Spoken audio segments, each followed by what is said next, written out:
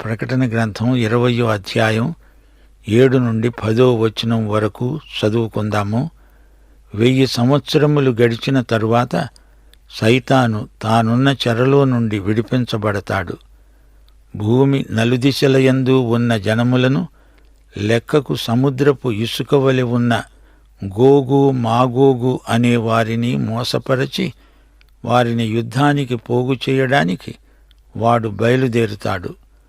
వాడు భూమి యందంతటా వ్యాపించి పరిశుద్ధుల శిబిరములను ప్రియమైన పట్టణమును ముట్టడివేయగా పరలోకములో నుండి అగ్ని దిగివచ్చి వారిని దహించింది. వారిని మోసపరచిన అపవాది అగ్నిగంధకములు గల గుండములో పడవేయబడ్డాడు. అక్కడ ఆ క్రూరమృగము అబద్ధ ప్రవక్త ఉన్నారు. వారు యుగయుగములు రాత్రింబగళ్ళు బాధించబడతారు. శ్రోతలు వింటున్నారా? 1000 సంవత్సరాల తరువాత సైతానుకు విడుదల. దేవునికి వ్యతిరేకంగా సైతాను చేసిన చివరి తిరుగుబాటు ఇదిగో ఇక్కడ చెప్పబడింది. సైతానుకు విడుదల రావటంతోటే కొందరు సైతాను పక్షమవుతారు. 1000 ఏండ్ల పాలనలో జనాభా వృద్ధి అవుతుంది. యెషయా గ్రంథం 11వ అధ్యాయం 6వ వచనం, 65వ అధ్యాయం 20వ వచనం.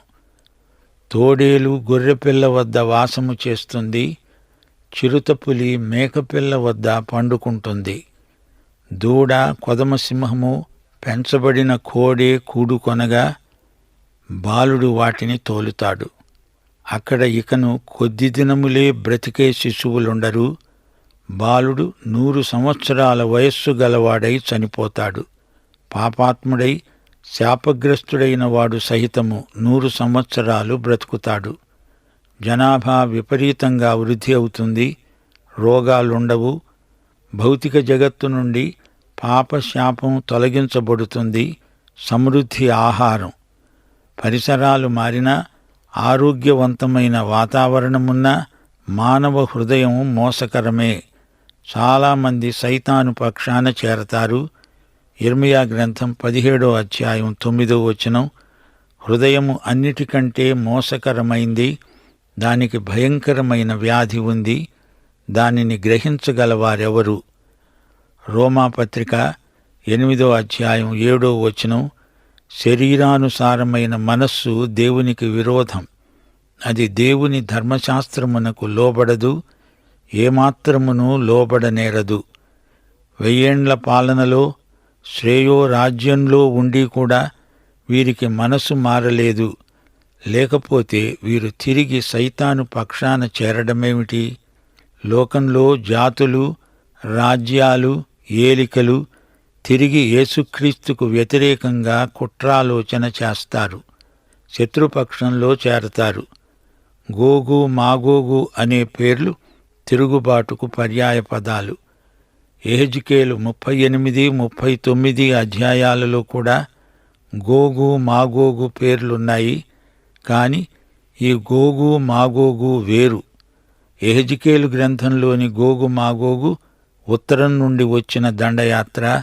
అంత్యక్రీస్తు యొక్క కృత్రిమ శాంతిని గోగు మాగోగు ధ్వంసం చేస్తారు. మహాశ్రమల మధ్యలో గోగు మాగోగు హస్తం కనిపించింది. అయితే 1000 సంవత్సరాల తర్వాత మానవుని తిరుగుబాటు ఇది చిట్ట చివరిది. దీని పేరే గోగు మాగోగు. యెహెజ్కేలు గ్రంథంలోని గోగు మాగోగు మొదటి తిరుగుబాటు. ప్రకటన గ్రంథంలోని గోగు మాగోగు రెండో తిరుగుబాటు. రెండూ తిరుగుబాటులే కాని వీటి తీరు వేరు. యెహెజ్కేలు గ్రంథం 38, 39 అధ్యాయాలలో మొదటి గోగు మాగోగు, ప్రకటన 20వ అధ్యాయం 8వ వచనంలోది రెండో గోగు మాగోగు.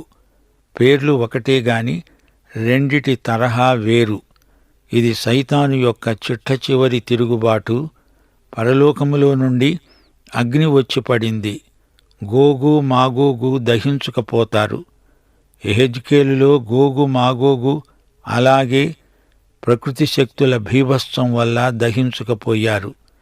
ఏదెను తోటలో మానవుని తిరుగుబాటు మొదటిది. ప్రకటన గ్రంథం 20వ అధ్యాయంలోని తిరుగుబాటు చిట్ట చివరిది. ఇప్పుడు సైతాను అగ్నిగంధకముల సరస్సులో పడద్రోయబడతాడు.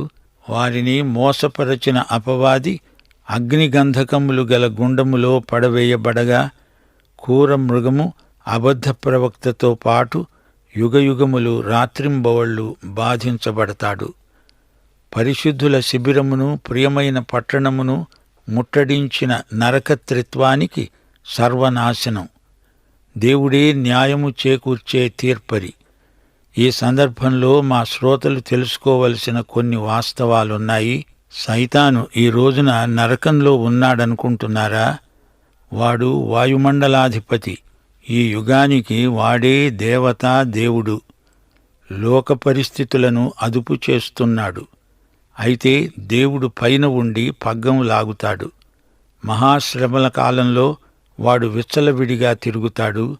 సైతానుకు ముందే క్రూరమృగం, అబద్ధ ప్రవక్త అగ్నిగుండమనే నరకంలో పడద్రోయబడ్డారు. 1000 సంవత్సరాల క్రిందటే వారిద్దరూ అందులో పడద్రోయబడ్డారు. ఇంతకు నరకమంటే ఏమిటి? అది అగ్నిగంధకముల సరస్సు. నరకాన్ని గురించి ప్రభువు చెప్పిందేమిటి? లూకాసు వార్త 3వ అధ్యాయం 7వ వచనం.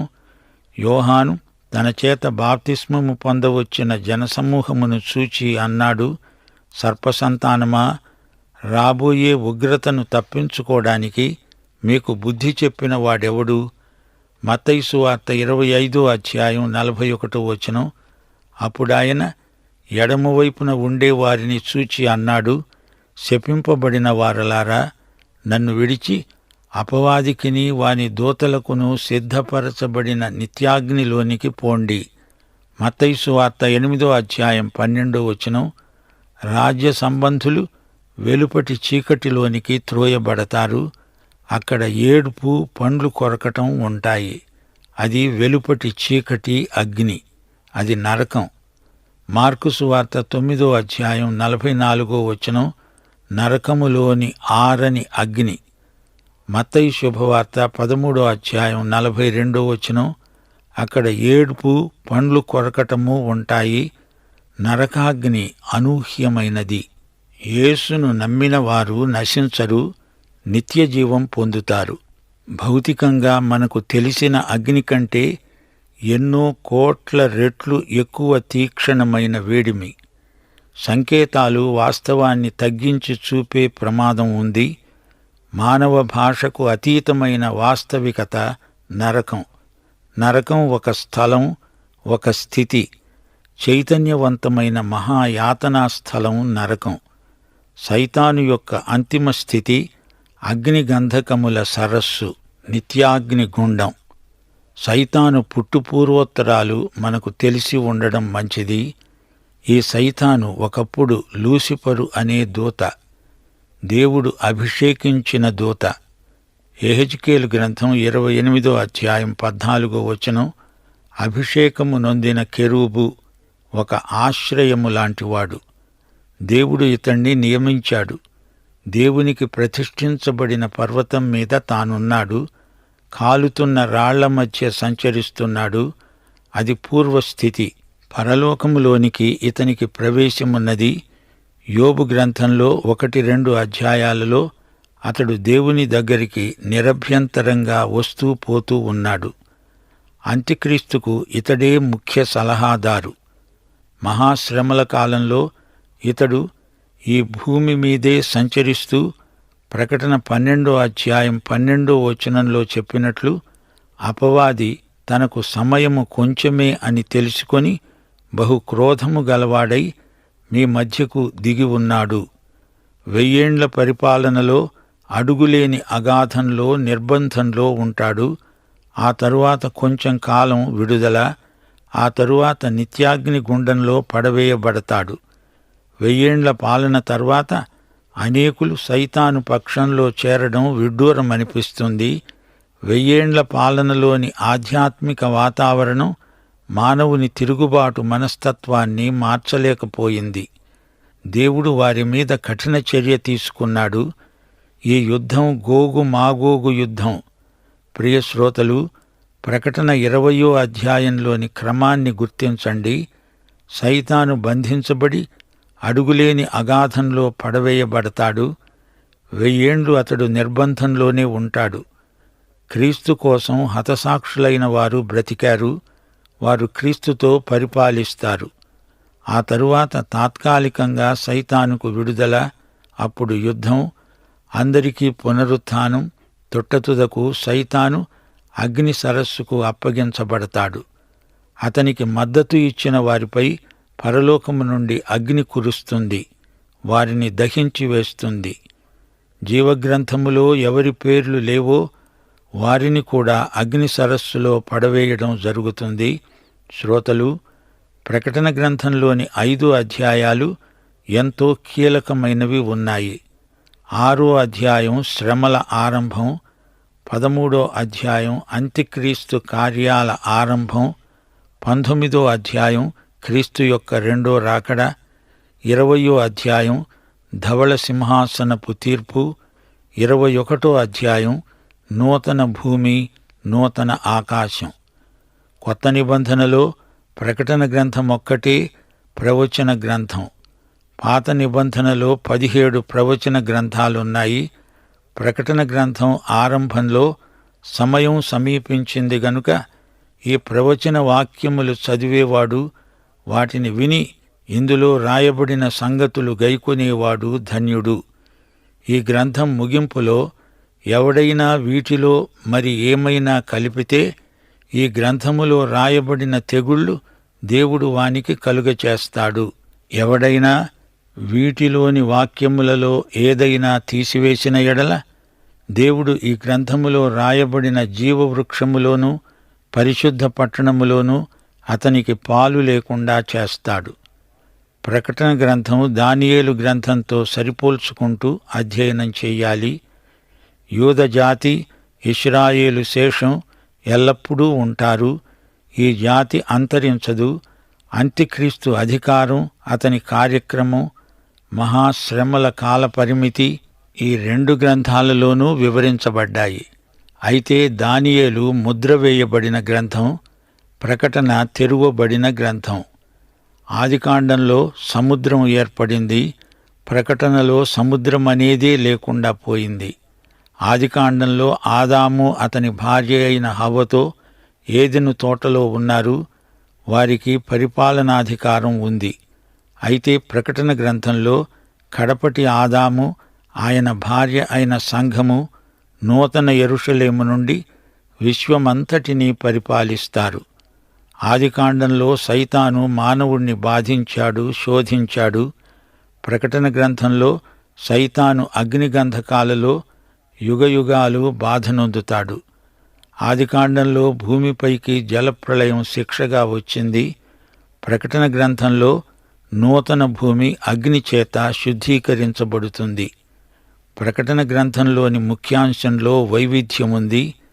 ప్రభువైన యేసు సాక్షాత్కారం, సంఘం, భక్తుల పునరుత్థానం, మహాశ్రమలు, సైతాను, పాపపురుషుడైన అంత్యక్రీస్తు, అబద్ధ ప్రవక్త, అన్యుల కాలములు, క్రీస్తు యొక్క రెండో రాకడ. ప్రియ శ్రోతలు, 1000 ఏండ్ల పరిపాలన ప్రకటన గ్రంథంలో ప్రత్యేక ఆకర్షణ. 1000 సంవత్సరాలు యేసు ప్రభువు రాజ్యం ప్రవర్తిల్లుతుంది. 1000 ఏండ్ల ఏలుబడిలో శాంతి, ప్రేమ, సహోదరత్వం ప్రత్యేక లక్షణాలు. ఏదెను తోటలో పాపం ప్రవేశించకముందు ఉన్న స్థితి కంటే ఇంకా ఆశీర్వాదకరమైన వాతావరణం 1000 ఏండ్ల పరిపాలనలో ఉంటుంది. యెషయా 11వ అధ్యాయం 6 నుండి 9వ వచనం వరకు వర్ణించబడినట్లు క్రూర మృగాలలో క్రూరత్వముండదు, పెంపుడు జంతువులతో అవి కలిసిమెలిసి ఉంటాయి. పాములు, సర్పములు కాటెయ్యవు, త్రాచుపాముతో చిన్న పిల్లవాడు ఆడుకోగలడు. క్రూర మృగాలను బాలుడు తోలుతాడు, నడిపిస్తాడు. యుద్ధాలు, పోరాటాలు ఉండవు. యుద్ధాయుధాల తయారీ ఉండదు. యుద్ధం కోసం, సైన్యం కోసం ఖర్చు చేసే ధనమంతా శాంతియుత కార్యక్రమాల కోసం వెచ్చిస్తారు. 1000 ఏండ్ల పాలనలో ప్రతి ఒక్కడూ తన స్వంత ఇల్లు, స్వంత తోట కలిగి ప్రశాంత జీవనం చేస్తాడు.